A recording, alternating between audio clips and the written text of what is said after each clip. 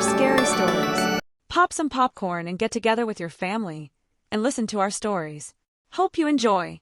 Haunted by a Wolf. The moon hung low over Albion streets, washing the cobblestones in a silvery glow that mingled ominously with the flickering streetlights. Alice had always found the quiet beauty of this hour comforting, until now. After another grueling shift at St. Mary's Hospital, fatigue weighed heavily on her bones, but a sense of unease was creeping in with the shadows. As she walked past the store that stayed open until 12, the echo of her footsteps filled the silence, until suddenly it was broken by a distant howl. She paused, the cold October breeze biting at her cheeks, listening intently. It was just her imagination, she told herself, fueled by exhaustion and the stress of the day. But as she continued down Albion, a shiver trickled down her spine. The howl came again, closer this time, resonating through the chilling air. Alice quickened her pace, her heart pounding. She glanced over her shoulder, squinting into the darkened corners of the street, but nothing seemed amiss, just the usual empty sidewalks and lingering shadows of the towering old buildings. Then, from a nearby alleyway, she saw it, a pair of glowing eyes shimmering like embers in the night. Before her mind could catch up with her legs, she turned and ran. Panic surged through her as the animal emerged, a massive wolf. Its fur bristled in the moonlight, muscles tense, as it leapt from the shadows and pursued her. Alice sprinted down Albion streets, her breath hitching in her throat.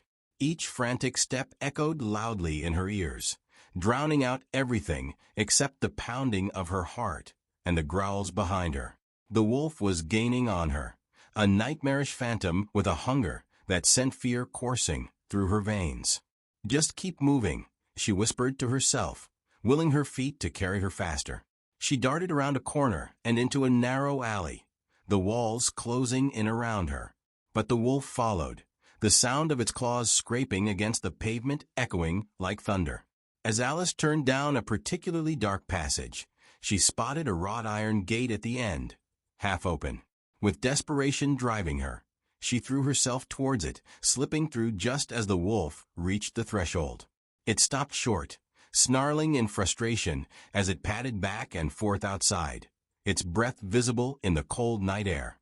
Alice leaned against the gate, panting, her heart hammering in her chest.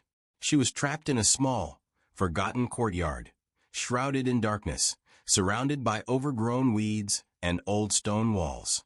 The wolf paced just beyond the gate, its presence a haunting reminder of her near brush with death. Minutes passed like hours as she caught her breath, listening to the growls and whines of the wolf outside. It clawed at the ground in frustration, gnashing its teeth in a futile display of dominance. Slowly, Alice's breathing steadied. The wolf seemed more curious than determined to breach the gate, and after what felt like an eternity, it finally turned, slipping back into the dark streets. With an exhausted sigh, Alice waited until she was sure the danger had passed.